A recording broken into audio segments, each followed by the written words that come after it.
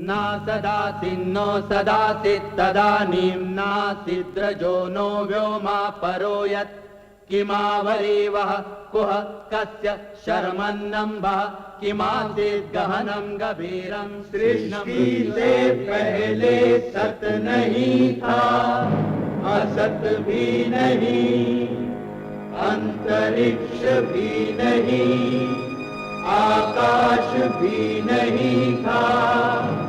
छिपा था क्या, कहाँ, किसने ढका था? उस पल तो अगम अतल जल भी कहाँ था।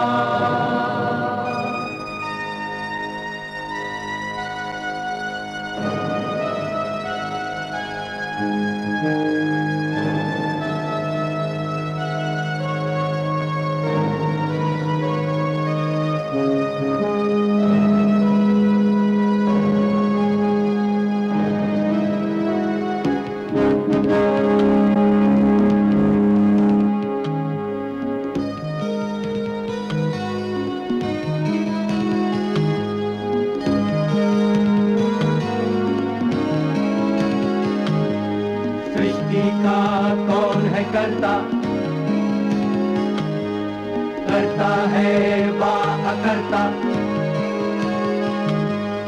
ऊंचे आकाश में रहता, सदा अध्यक्ष बना रहता।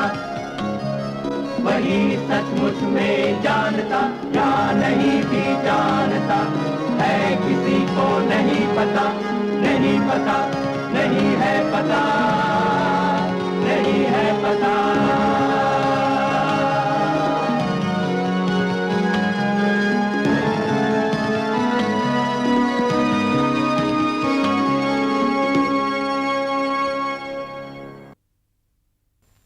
ये मूर्तियां इस स्थान पर काफी ऊंची होनी चाहिए, ताकि नीचे से देखे जाने पर इनकी सारी बारीकियां और सारी विशेषताएं नजर आएं। आचार्य जी, महाराज के यहाँ से बुलावा आया है। तंजावुर में एक भव्य मंदिर बनाने के लिए महाराज ने आपको बुलाया है। लगता है गुरु ईशान शिवा ने खास तौर से आपका नाम सुझाया है। उन्होंने कब बुलाया मुझे? अभी, आज ही। अभी? आज? हाँ, मुझे आदेश है कि मैं आपको साथ में लेकर ही लौटूं। राज्याधिकारी, महाराज के लिए मंदिर का निर्माण बड़े सम्मान और प्रतिष्ठा की बात है, किंतु हमारे लिए तो ये छोटा सा मंदिर ही कम महत्वपूर्ण नहीं, ये भी तो ईश्वर का स्थान है। हाँ, मैं इस मंदिर को अधूरा छोड़कर नहीं जा सकता। बिल्कुल ठीक। राज्याधिकारी, मंदिर के निर्माण के लिए धन का प्रबंध सरल नहीं। वैसे भी निर्माण कार्य काफी दिनों से रुका हुआ था। उत्तम चोला के हत्यारों की जमीन की नीलामी के बाद जो धन की प्राप्ति हुई, उसी से निर्माण कार्य फिर से शुरू हुआ है। अब भला हम इसे कैसे रोक दें? देखिए, ये एक मामूली साधारण गवई गांव का साधारण सा मंदिर है। इसे कोई दूसरा वास्तुकार भी पूरा कर सकता है। मेरे काम को कोई और नहीं, सिर्फ मैं ही पूरा कर सकता हूं, या फिर मेरी मृत्यु के बाद मेरा ये शिष्य। मैं अभी मरा नहीं हूं और इस मंदिर को पूरा होने में अभी साल भर लगेगा। राज्याधिकारी, हमें खेद है, किंतु आपको महाराज को यह सूचित कर ही देना होगा कि हम अगले 1 वर्ष तक अपने वास्तुशिल्पी को नहीं भेज सकते, जब तक कि हमारा यह मंदिर पूरा ना हो जाए। देखिए, आप लोग मेरी बात को समझ नहीं रहे हैं। मुझे हुक्म है कि मैं इनको अपने साथ में लेकर ही लौटूं। यदि आप लोगों ने इस बात से इनकार किया तो मैं अपने कुछ सिपाहियों को साथ में लेकर आऊंगा और इस आदमी को यहां से जबरदस्ती लेकर जाऊंगा। मैं नहीं सोचता कि आप लोग ऐसा चाहेंगे। और लगता है आप ये नहीं समझ रहे कि आप एक महत्वपूर्ण ब्रह्मदेव गांव की महासभा से बात कर रहे हैं, किसी मामूली किसान या वलालाउर से नहीं। मुझे उच्च अधिकारियों ने कुछ सोच समझ कर यहां भेजा है। मैं उनके हुक्म का पालन करूंगा और इस आदमी को यहां से लेकर ही जाऊंगा। यदि आप लोगों की तरह दूसरी सभाएं और उर व्यवहार करने लगे तो महाराज के विशाल मंदिर का निर्माण कैसे पूरा होगा? आचार्य को बलपूर्वक ले जाने का दुस्साहस न करना। यदि तुमने उन्हें छुआ भी तो तुम्हें सबसे पहले मुझसे निपटना होगा। देखिए देखिए, हिंसा से कोई लाभ नहीं है। सभापति जी, आप मुझे महाराज के पास जाने और उनके सामने अपनी बात रखने की अनुमति दें। वे एक न्यायप्रिय व्यक्ति हैं, जरूर हमारी बात सुनेंगे। हाँ, इन हालातों में तो।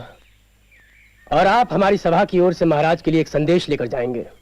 उनसे कहिएगा, ब्रह्मदेव के साथ ये व्यवहार ठीक नहीं। अगर उन्होंने हम पर दबाव डाला कि हम मंदिर के निर्माण कार्य को बंद रखें, तो हम भी उनके लिए कर उगाहना बंद कर देंगे। फिर भविष्य में इसका जो भी नतीजा निकलेगा, हम उसका सामना करने के लिए तैयार हैं। इनके साथ तुम भी जाओ और ध्यान रहे, हर सुंदर रूप के पीछे अपनी आंखें न भटकाते फिरना।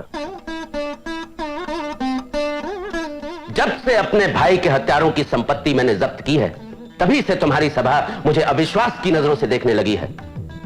ये अनुचित ही नहीं, असभ्यता है। हत्यारों को बिना कोई दंड दिए तो नहीं छोड़ा जा सकता, और अब ये कर ना उगाने वाली बात, ये सब क्या है? कहीं वो लोग पागल तो नहीं हो गए हैं? नहीं महाराज, वे लोग तो सिर्फ अपने मंदिर के लिए चिंतित हैं। उन्हें होना भी चाहिए, वैसे ही जैसे अपने मंदिर के लिए मैं। आचार्य, हमारे गुरु पंडित ईशान शिवा ने आपकी बहुत प्रशंसा की है। वो उत्तर भारत के एक सम्मानित ब्राह्मण हैं, काशी के ब्राह्मण। यदि उन्होंने आपकी प्रशंसा की है तो जरूर आप में कोई खास बात होगी। मैं आपसे बात करके यह जानना चाह रहा हूं कि क्या आप लोग हमारी योजना और विचारों को समझ रहे हैं या नहीं? आप संतुष्ट हुए या नहीं महाराज? मैं बहुत संतुष्ट हूं।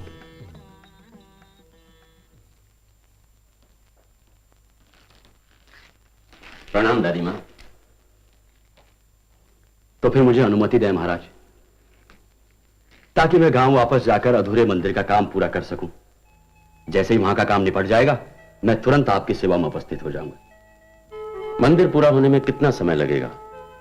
महाराज, हमारे पास कारीगरों और शिल्पियों की बहुत कमी है। ये तिरुमलई एक बहुत अच्छा मूर्तिकार है, पर इसे मजदूरों की देखरेख का काम भी संभालना पड़ता है। अब मेरे विचार से इस मंदिर को पूरा करने में 1 साल तो और लग ही जाएगा। पर ये तो बहुत ज्यादा है। अच्छा, अगर हम मजदूर और श्रमिक यहां से भिजवा दें तो क्या आप 3 महीने में अपना काम पूरा कर लेंगे? हाँ महाराज, लेकिन इसमें कठिनाई है। बाहर से आए श्रमिकों और कारीगरों के ठहराने और खानपान की व्यवस्था करना हमारे लिए संभव नहीं होगा। वो सब हो जाएगा। आप सिर्फ इस बात पर ध्यान दीजिए कि जल्दी से जल्दी मंदिर का काम पूरा हो। सचमुच आप बहुत दयालु हैं महाराज। सभापति समाचार को सुनकर बहुत खुश होंगे। आचार्य जी, हमारी योजना पर विचार करते रहिएगा। किसी बड़ी ऊंची चीज के बारे में सोचिए, ऐसी जैसी कि आपने कभी सपने में उसकी कल्पना भी न की हो।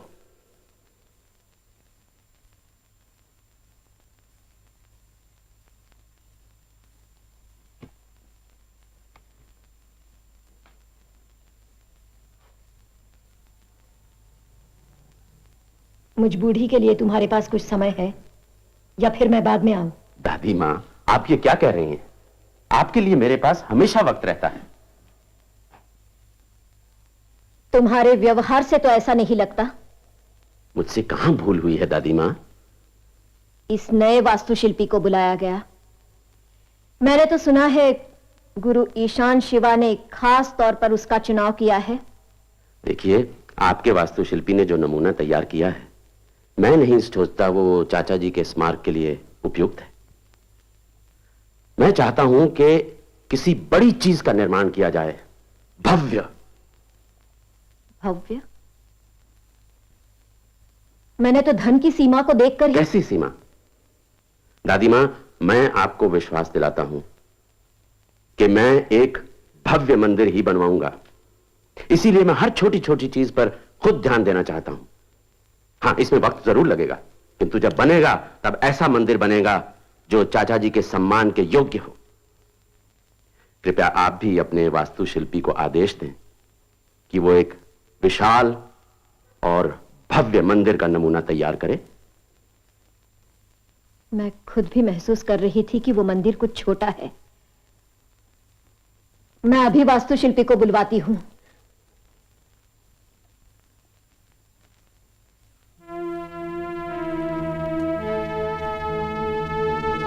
पुत्र, राजमाता को गुमराह मत करो। जो निश्चय तुमने कर रखा है उन्हें बतला दो। नहीं, अभी नहीं। जब तक राजमाता के मंदिर के लिए कोई दूसरा स्थान नहीं मिल जाता, तब तक नहीं। उनके पति आंधार आदित्य देव की प्रतिमा पुनेरी राजपुरम में दादी मां के नाम से स्थापित की जा चुकी है, जिसे उन्होंने ही बनवाया था। किंतु जब उन्हें पता चलेगा कि तंजावुर में उनके द्वारा चुने गए स्थान पर तुम कोई और मंदिर बनवा रहे हो, तो उन्हें बहुत दुख होगा।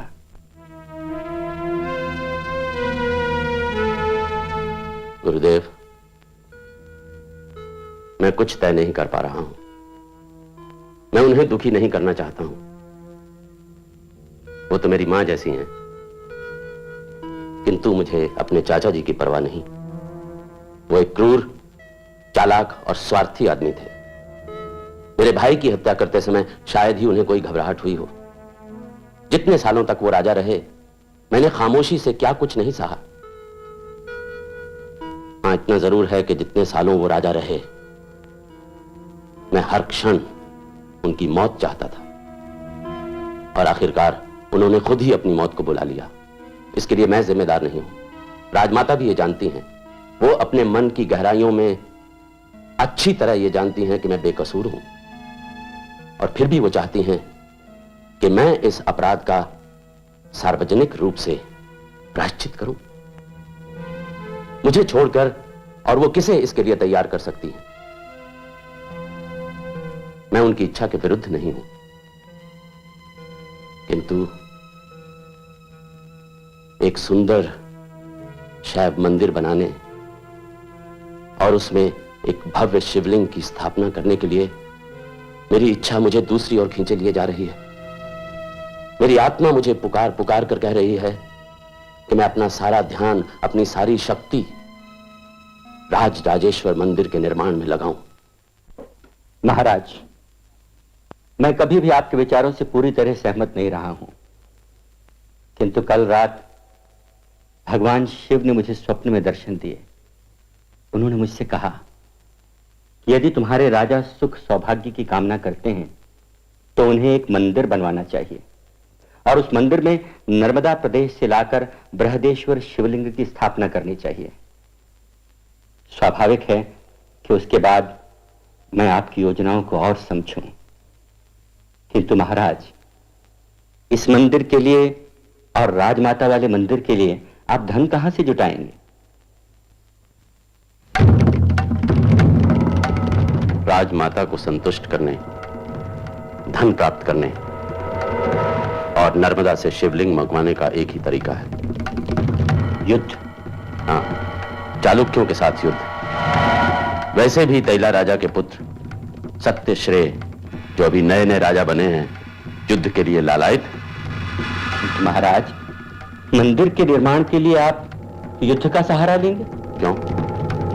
धर्मशास्त्र में इसके विरुद्ध कुछ कहा गया है? नहीं नहीं, वैसी बात तो नहीं है, किंतु यदि... देखिए, मैं उनसे शिवलिंग की मांग करूंगा, और अगर वो देने से इनकार करेंगे तो मैं उन पर चढ़ाई कर दूंगा।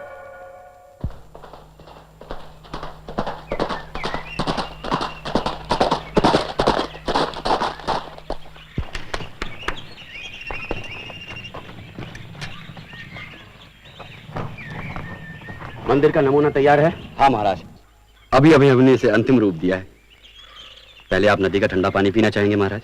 अरे भाई, मैं युद्ध के मैदान से सीधे यहां पानी पीने नहीं आया हूं। दिखाइए।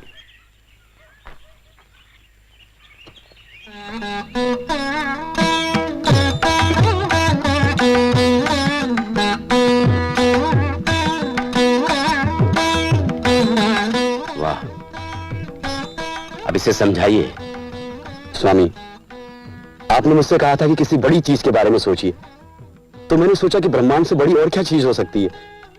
तो ये ब्रह्मांड है, सृष्टि का एक रूप जिसे रचने की मैंने कोशिश की है। बहुत खूब, आगे बताइए। ये मध्य में जो मंदिर है वो विश्व की धुरी रूपी मेरू पर्वत के समान है।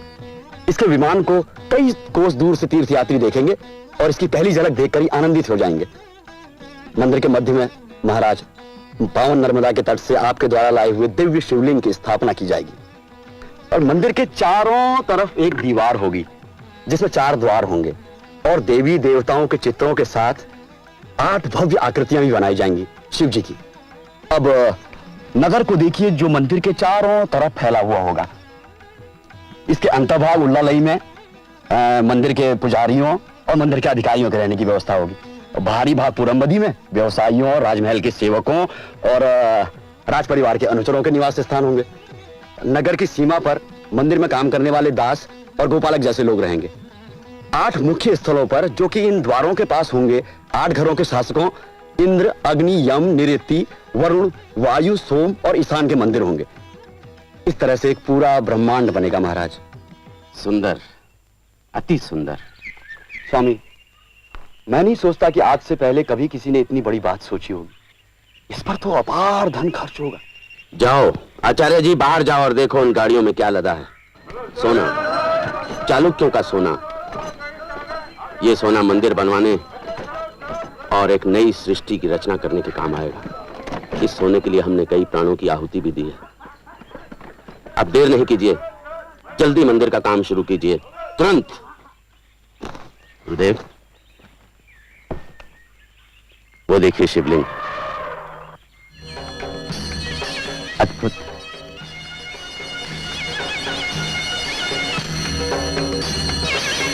इसका अभिषेक कब करना है? स्थापना से पहले ही। इसकी स्थापना में बहुत सावधानी बरतनी होगी। मैंने इतना विशाल शिवलिंग पहले कभी नहीं देखा।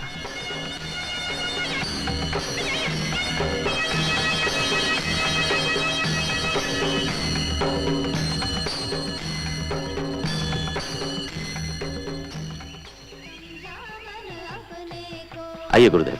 समझा मन अपने को, समझा मन अपने को।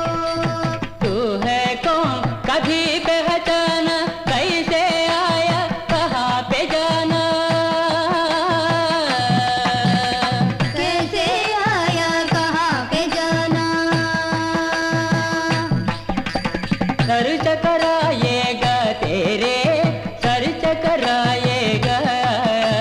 समझा मन अपने को, समझा मन अपने को, समझा मन अपने को, समझा मन अपने को। झूठे जग से प्यार न कर तू, शिव शंकर का सुमिरन कर तू। वही काम आएगा तेरे, वही काम आएगा। समझा मन अपने को, समझा मन अपने को, समझा मन अपने को, समझा मन अपने को, समझा मन अपने को। मेरे समस्त ज्ञान और आपकी समस्त संपत्ति से अधिक भक्ति इस एक गीत में है महाराज। सुनो भक्त, महाराज, क्या तुम कोई ऐसा दूसरा भजन जानते हो? ये तुमने कहां से सीखा? चिदम्बरम में स्वामी, तीर्थ यात्रियों से। पर अब पढ़ का बस यही एक भजन लोग जानते हैं स्वामी। उनका कहना है कि तीनों संतों के सारे भजन लुप्त हो चुके हैं। अच्छा,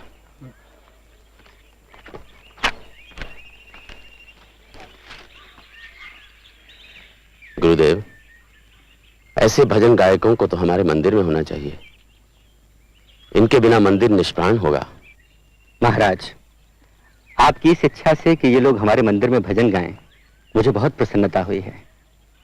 किंतु आपको चेतावनी देना भी मेरा कर्तव्य है।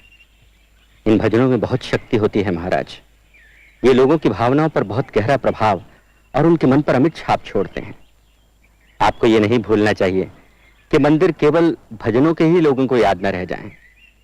महाराज, आपकी इच्छा तो इसे अपनी शक्ति के प्रतीक के रूप में स्थापित करने की रही है। गुरुदेव, क्या आपने उनका भजन ध्यान से नहीं सुना? आत्मा किसी भी राज्य से अधिक महत्वपूर्ण है। सभी कुछ अवास्तविक है, आत्मा ही सत्य है। मैं चाहता हूं कि मेरे मंदिर में सत्य का निर्माण हो, मेरे मंदिर में आत्मा हो। आपके ऐसे विचार सुनकर मुझे हार्दिक प्रसन्नता हुई है महाराज। तो फिर आप लुप्त हुए भजनों की खोज करवाइए। कोई ना कोई तो ऐसा होगा जो उन्हें जानता हो।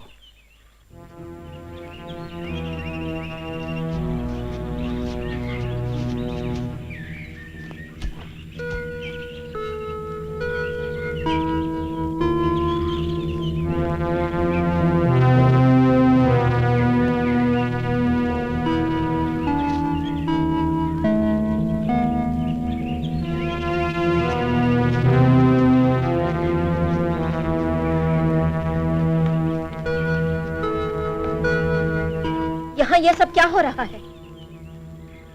मंदिर का निर्माण महारानी जी। कैसा मंदिर? मैंने जो नमूना सुझाया था उसे तो राजा ने अस्वीकार कर दिया था। फिर तुम लोग ये कौन सा मंदिर बना रहे हो? राजराजेश्वर मंदिर महारानी जी। क्या? पर मंदिर तो मेरे पुत्र भूतपूर्व महाराजा उत्तम चोला के नाम पर बनने की बात थी। राजा ने मुझसे सलाह किए बिना सारी योजना बदल कैसे दी? मैं देखना चाहती हूँ कि नई योजना क्या है। महारानी जी, मुझे इस बात की अनुमति नहीं कि महाराज के अलावा किसी और के सामने अपनी योजना का प्रदर्शन करूं। अदब से बात करो। शायद तुम ये भूल रहे हो कि तुम भूतपूर्व महाराज की माँ से बात कर रहे हो। ये किसकी मूर्ति है? उमा देवी, राजकुमारी की। क्या तुम उन्हें चाहते हो? हाँ, मगर दूर दूर से ही। सुनो, शाम को नदी के पास अमराई में मिलना। अच्छा?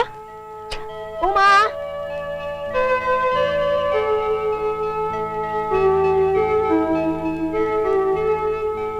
गुरुदेव प्रणाम। आपने मुझे बुलवाया था, भजनों के संबंध में कुछ मालूम हुआ? वो बात की बात है। आपने कुछ सुना? राजमाता मंदिर स्थल को गई थी। हाँ, मगर उन्होंने मुझसे कुछ नहीं कहा।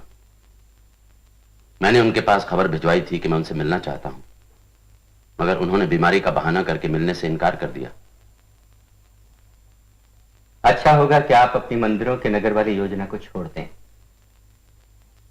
और जैसा कि आपने पहले सोचा था, ये मंदिर अपने चाचा को समर्पित कर दें। नहीं गुरुदेव,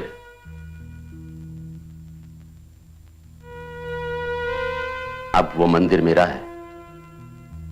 राज राजेश्वर बृहदेश्वर मंदिर मेरी सत्ता,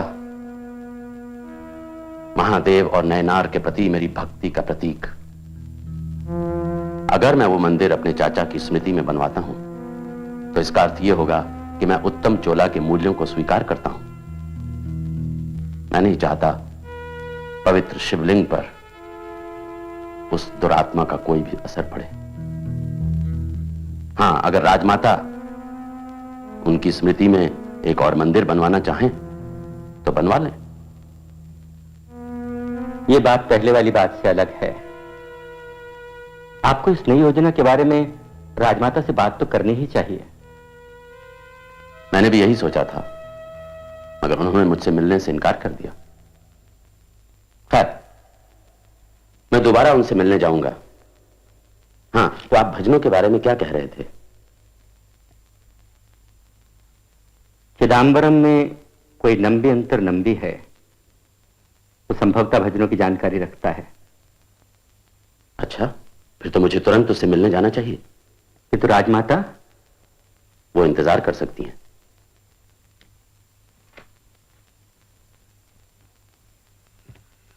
नंबी, ओ नंबी, क्या है? महाराज आए हैं। क्यों मजाक कर रहे हो? अरे भाई, महाराज आए हैं। ओ महाराज! उठो।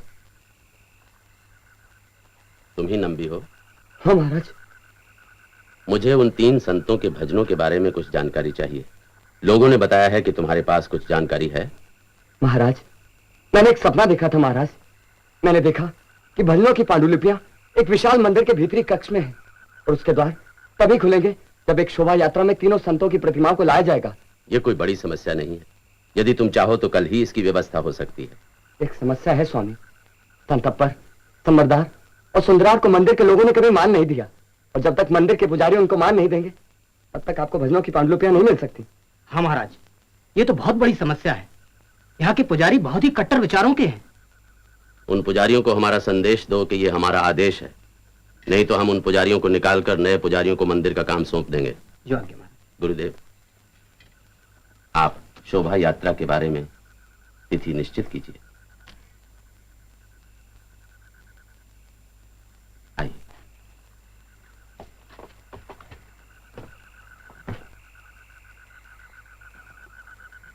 दो प्रतिमाएं बनाना उचित होगा।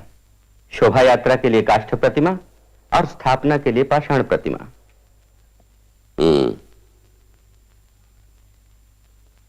मगर इसमें तो बहुत समय लग जाएगा। नहीं नहीं, इतना समय नहीं लगेगा। तिरुमलाई एक कुशल और उत्साही मूर्तिकार है। तुमने झूठी तारीफ कर करके इन कारीगरों का दिमाग खराब कर दिया है। क्या बात है? इसके हाथ पैर क्यों बांध रखे हैं? इस आदमी को उमा के साथ अकेला पाया गया। वो कहती है वो इसके काम पर मोहित थी, इस पर कृपालु थी, जिसका इस आदमी ने नाजायज फायदा उठाया है। मैं मांग करती हूँ इसे कड़ी सजा मिलनी चाहिए। क्यों आचार्य जी, क्या ये सच है? महाराज, तिरुमलई गुणी शिल्पकार जरूर है, मगर दुनिया के तौर तरीकों से अनजान है।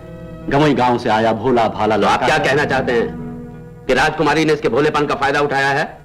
अब प्रेम और निष्ठा के कारण ये राजकुमारी पर कभी दोष नहीं लगाएगा, बल्कि सारा दोष अपने सिर पर ले लेगा। मेरे हिसाब से जो सच्चाई है मैंने आपको बता दी। क्यों तिरुमलाई, क्या ये सच है कि तुम राजकुमारी के साथ किसी सूनी जगह पर पाए गए? हाँ महाराज, ये सच है। मगर क्या? कुछ नहीं महाराज, कुछ नहीं। अगर ये सच है तो मैं तुम्हें सूली पर चढ़वा दूंगा। ऐसा ना करें महाराज, ये मेरा सबसे काबिल मूर्तिकार है। ये नहीं रहा तो मंदिर के लिए बनाई जाने वाली प्रतिमाओं के काम पर भी असर पड़ेगा। और फिर क्या ये अकेले ही इस घटना के लिए दोषी है? इसने राजघराने के सम्मान को चोट पहुंचाने का साहस किया है और इसकी सजा है मौत। आचार्य जी, मैं इस मामले में कुछ नहीं कर सकता। ले जाओ इसे।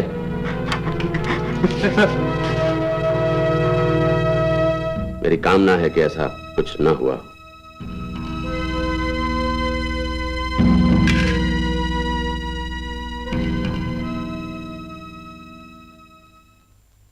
दादी मां, मुझे आपसे ये आशा नहीं थी कि आप मेरे साथ ऐसा व्यवहार करेंगी। आप सिर्फ मेरे मंदिर को मिटाना चाहती हैं। तुमने अपने दिए हुए वचन को तोड़कर मेरा अपमान किया है। तुमने मुझे पहले क्यों नहीं बताया कि तुम अपने चाचा की स्मृति में मंदिर बनवाना नहीं चाहते? उनके जीते जी यदि तुम उनकी मृत्यु की कामना करते थे, फिर मरने के बाद सम्मान की जरूरत ही क्या रहती? हाँ, नहीं रह जाती। शायद इसीलिए मैंने महसूस किया था कि उस जैसे आदमी की भस्मी पर मंदिर बनवाना वचन तोड़ने की तुलना में कहीं बड़ा पाप है। जब चाचा की हत्या की गई तब आपने मुझे जिम्मेदार ठहराया, क्योंकि मैंने कभी कभी विचारों में यह चाहा था। लेकिन अब आपको मालूम हो चुका है कि मैं अपराधी नहीं था, लेकिन मुझे तो एक अपराधी की तरह सब कुछ सहना पड़ा। आपने कभी उन दुष्कर्मों के बारे में प्रश्न नहीं किया जो आपके बेटे ने किए? भला क्यों?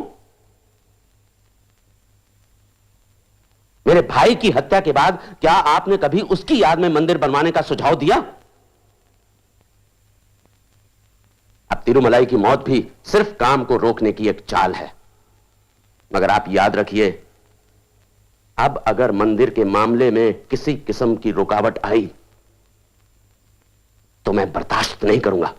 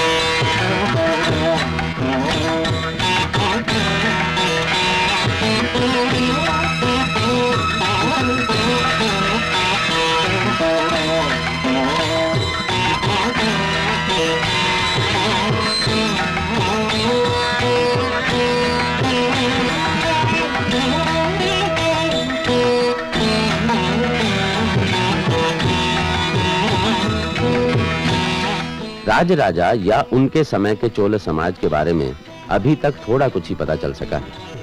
ये कहानी उन्हीं थोड़े से सबूतों पर आधारित है। राजराजा के बेटे राजेंद्र चोल ने बंगाल जीतने के बाद विजय प्रतीक के रूप में अपना मंदिर नगर गंगईकोंड चोलपुरम बनाया।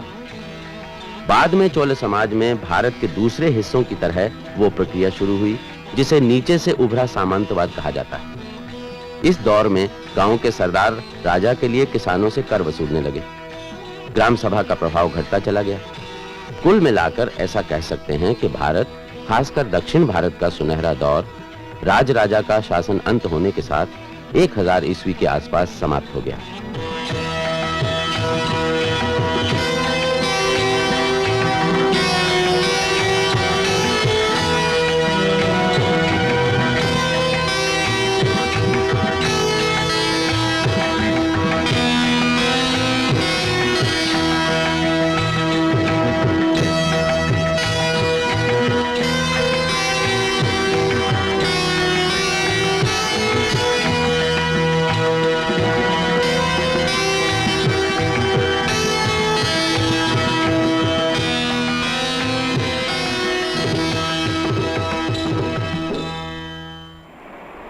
शायद ठीक हो कि हम अपनी यात्रा चंद लम्हों के लिए रोक लें और जरा मुड़कर पीछे देखें। हम अब तक ईसा काल के 1000 साल पार कर चुके हैं। इन 1000 सालों में कितना उतार चढ़ाव आया हिंदुस्तान में, बाहरी दुश्मनों के कितने हमले हुए, कितनी अंदरूनी तबाहियां हुई। फिर भी ये एक उत्साही कौमी जीवन का जमाना था जिसमें एक उमंग थी। दुनिया में चारों ओर फैलने की सकत थी। ईरान, चीन, यूनान और मध्य एशिया से ताल्लुकात बढ़े और पूर्वी समंदरों की ओर फैलाव हुआ, जिसकी वजह से हिंदुस्तानी उपनिवेश कायम हुए और हिंदुस्तानी तहजीब मुल्क की सरहदों को पार कर गई। दक्षिण पूर्व एशिया में उपनिवेश कायम करने वाले दल दक्षिण भारत से गए थे। उत्तर और दक्षिण दोनों मिलकर जिंदगी के इस साहस भरे सफर पर निकले और एक दूसरे की ताकत और हौसला बढ़ाते रहे। हिरण्यगर्भात् समवर्तताग्रे भूतस्य जातः पतिरेक आसीत् सदाधार पृथिवीं द्यामुते मां कस्मै देवाय हविषा विधेम। वह था हिरण्यगर्भ सृष्टि से पहले विद्यमान, वही तो सारे भूत जात का स्वामी महान, जो है अस्तित्वमान धरती आसमान धारण कर। ऐसे किस देवता की उपासना करें हम हवि देकर, जिसके बल पर तेजोमय है अंबर, पृथ्वी हरी भरी स्थापित स्थिर, स्वर्ग और सूरज भी स्थिर। ऐसे किस देवता की उपासना करें हम हवि देकर। गर्भ में अपने अग्नि धारण कर पैदा कर, व्यापा था जल इधर उधर नीचे ऊपर, जगा जो देवों का एकमेव प्राण बनकर। ऐसे किस देवता की उपासना करें हम हवि देकर। सृष्टि निर्माता स्वर्ग रचयिता पूर्वज रक्षा कर, सत्य धर्म पालक अतुल जल नियामक रक्षा कर। फैली है दिशाएं बाहु जैसी उसकी सब में सब पर, ऐसे ही देवता की उपासना करें हम हवि देकर। ऐसे ही देवता की उपासना करें हम हवि देकर।